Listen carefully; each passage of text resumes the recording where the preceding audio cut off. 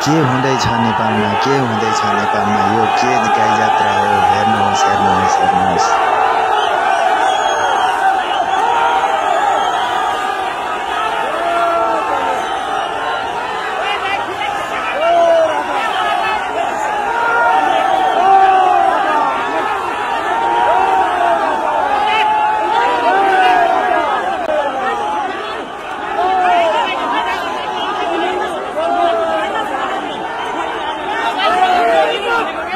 Hello everyone, welcome to बिकी vlogs. So आज हामीले कुरा गर्दैछौँ जुन जताततै चासोको विषय बनिरहेको छ। हजुरहरूले देखिसक्नु भएको होला चारैतिर जुन सोसल मिडिया हामीले खोल्न साथ उति बेला नै राजा आओ देश बचाओ जस्ता नाराहरू हजुरहरूले सुनिसक्नु भएको छ होला। त्यसै सन्दर्भलाई लिएर आज हामी युट्युब जति पनि हाम्रो एउटा चाहिँ टिम छ, त्यो टिममा हामीले विस्तृत रूपमा केही भिडियोहरू देखाइरहेका छौँ जुन हजुरहरूले देख्न सक्नुहुन्छ। आज निकै लामो समयपछि भनौँ विगत 30 दिनसम्म पूर्व राजा ज्ञानेन्द्र शाह पोखरामा हुनुहुन्थ्यो र त्यस्तै गरी आज उहाँको निवास काठमाडौँ फर्किने पूर्व तयारीका साथ चाहिँ उहाँ फर्किसक्नु भएको छ। सो त्यस्तै गरी हेर्न सक्नुहुन्छ राजावादी पार्टीहरू र राजाका समर्थकहरू र सुरक्षाकर्मीहरू सम्पूर्ण यहाँ हुनुहुन्छ। भिड अप्रत्याशित रूपमा बढेको देखियो यो पालि। जुन एक्सपेक्टेसन अरू अब गणतन्त्रवादीहरूले गरेका थिएनन् त्योभन्दा धेरै भिडभाड भएको छ र त्यसैले जुन शीर्ष नेताहरू अत्तालिरहेको हामी सबैले पाएका छौँ। सो यो स्वाभाविक पनि हो, किनभने जुन हाम्रा शीर्ष नेताहरूको बिहेभियर, बानी बेहोरा, नाता गोता, इष्ट मित्र, आफन्त, आचे पाचे, आफ्ना चाहिँ वरिपरिका भनौँ अब राइट ह्यान्ड लेफ्ट ह्यान्ड भन्ने मान्छेहरूले जब देशको पार्टी, जुन देश डेभलपको लागि खोलिएका पार्टीहरू सबै आफन्त बनाउन र आफ्नो पार्टी बनाउनको लागि पूर्ण रूपमा लागि परे र अहिले आएर यो नतिजा आइरहेको छ। मलाई जहाँसम्म लाग्छ यो जुन सङ्घीय लोकतन्त्र भनिन्छ, यो जनताले चुनेको नेताहरूले देशको नेतृत्व गर्न पाउने र देशलाई सही मार्गमा डोराउनको लागि भूमिका खेल्ने काम हुने गर्दछ। तर भन्नुपर्दा विडम्बना नेपालमा यसको विपरीत भयो। जुन नेतालाई हामीले नेपाल जस्तो प्यारो स्वर्ग टुक्रा जुन हामीले नेताका हातमा सुम्पिदियौँ, उही नेताले अब जुन नेपाल छ त्यसलाई आफ्नै कट्टु सम्झी एकदम पिसाब विसर्जन गरेर नलायक बनाइसक्यो। न रोजगारी छ, न कुनै बिजनेस व्यवसाय गर्नको लागि एउटा भनौँ न गभर्मेन्टबाट पाउनुपर्ने सुविधा छ, न केही छ। यी चिजहरूबाट आजित भएका जनताहरू अहिले सडकमा राजाको समर्थनको लागि आइरहेका छन्।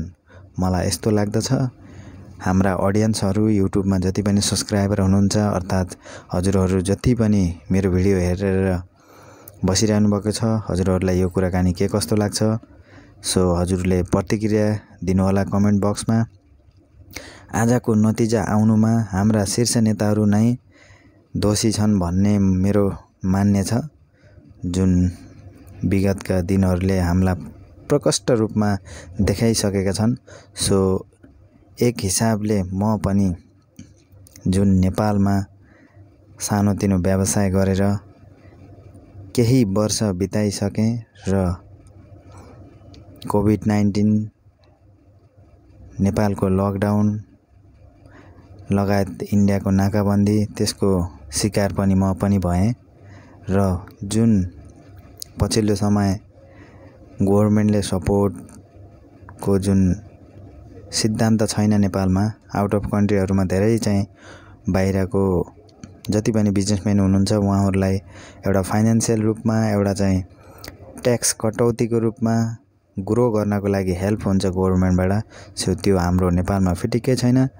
छ त कस्तो मान्छेहरूलाई छ भन्दाखेरि जुन पार्टीको ले सत्ता अर्थात् देश हाँकेको छ, शीर्ष नेताहरू पद जुन विशिष्ट पदमा आसीन छन्, तिनीहरूले आसेपासेहरूबाट ऋण पाउँछन्। हामी जस्ता सोझा साझा इमान्दार नागरिकहरूले हाम्रो नेपालमा खुलेर व्यापार व्यवसाय र कुनै पनि नयाँ चिजको सुरुवात गर्न असम्भव जस्तै भएको छ। किनभने कुनै पनि क्षेत्रबाट हामी केही गरौँ भनेर हुटहुट्टी बोकेका युवाहरू अर्थात् युवतीहरू, दाजुभाइहरू, दिदीबहिनीहरू, आमा बुबाहरूलाई थाहा नै छ, जुन हाम्रो देशमा हामीले लगानी गर्ने वातावरण छैन, गरिहालेको लगानी पनि सुरक्षित छ है भन्ने वातावरण पनि हामीलाई छैन।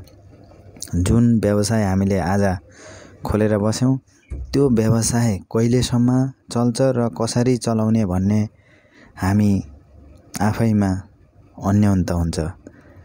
तसर्थ नेपालमा चाहे राजा आओस्, चाहे गणतन्त्र आओस्, चाहे लोकतन्त्र आओस्, एनिथिङ जे आए पनि हामी सम्पूर्ण नेपालीलाई सुरक्षित र शान्ति चाहिएको हो। यो होइन कि 20 वर्षमा चाहिँ 20 वर्ष पहिले राजा फाल्ने, 20 वर्षपछि राजा ल्याउने, गणतन्त्र हटाउने, यो ठुलो कुरो होइन। यो जसले पनि गर्न सक्छ। यसलाई भनिन्छ अराजक। अराजक कसले निम्ताइरहेको छ यो हामीलाई जान्न जरुरी छ। हामी यति सानो मुलुक भए तापनि हाम्रो देशमा धेरै रिसोर्सहरू छन्। हरेक ठाउँमा पहाडी भेगमा, उच्च पहाडी भेगमा, उच्च हिमाली भेगमा, तराईमा हामीसँग विभिन्न खालका बहुमूल्य खनिजहरू छन्, बहुमूल्य जडीबुटीहरू छन्। जुन संसारमा नपाएको जडीबुटी हाम्रो नेपालमा पाउँछ। जुन संसारमा नभएको भौगोलिक रूपमा बनावट भएको देश पनि नेपालमै छ। जुन हाम्रो ल्यान्डलक कन्ट्री पनि हाम्रै नेपालमा छ।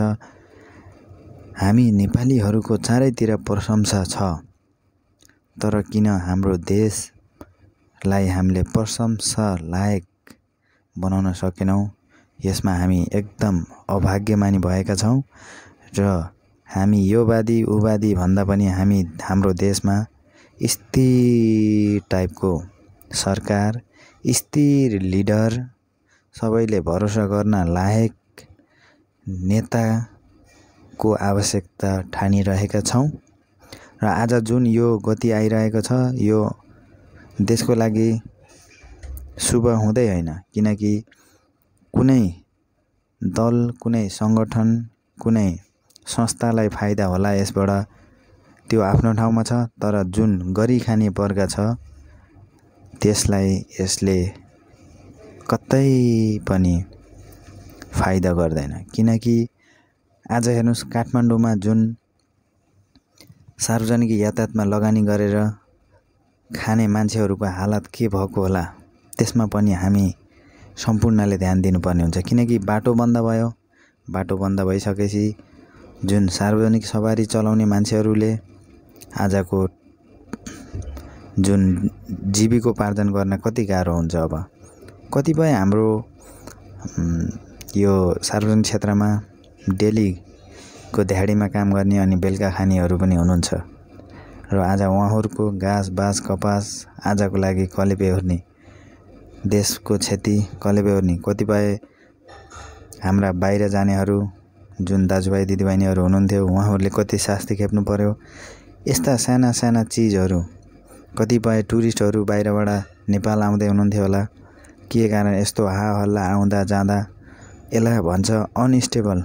अनस्टेबल भनेको एकदम अस्थिरता छ नेपालमा।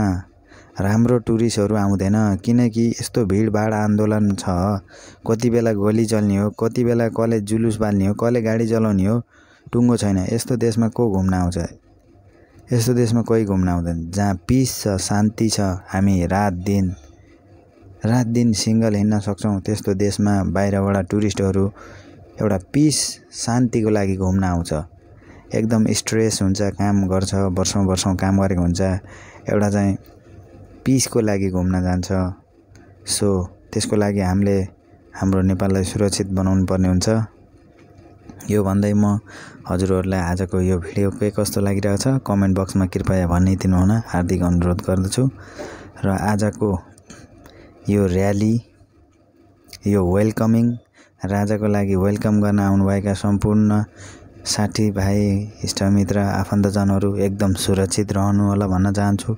किनभने यो भिडभाडमा हामी उपस्थित भएर पक्कै पनि स्वयं हामीलाई भोलिको दिनमा फाइदा हुनेवाला छैन।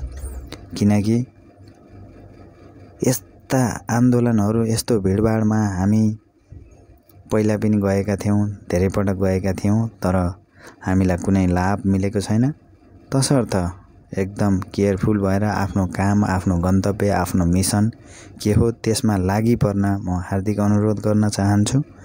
यही भन्दै हजुरको दिन शुभ होस् भन्न चाहन्छु। हजुरले आँटेका कामहरू पुरा हुन् भन्दै जहाँ हुनुहुन्छ, जे गर्दै हुनुहुन्छ, स्वाभिमानका साथ गर्नुहोस्, सफलताका साथ काम गर्ने प्रयास गर्नुहोस्। यो हाहल्ला भिडभाडबाट टाढै रहनुहोस् भन्दै म बिदा हुन चाहन्छु। हस्त नमस्ते, थ्याङ्क यू सो मच यहाँसम्म भिडियो हेरिदिनु भयो।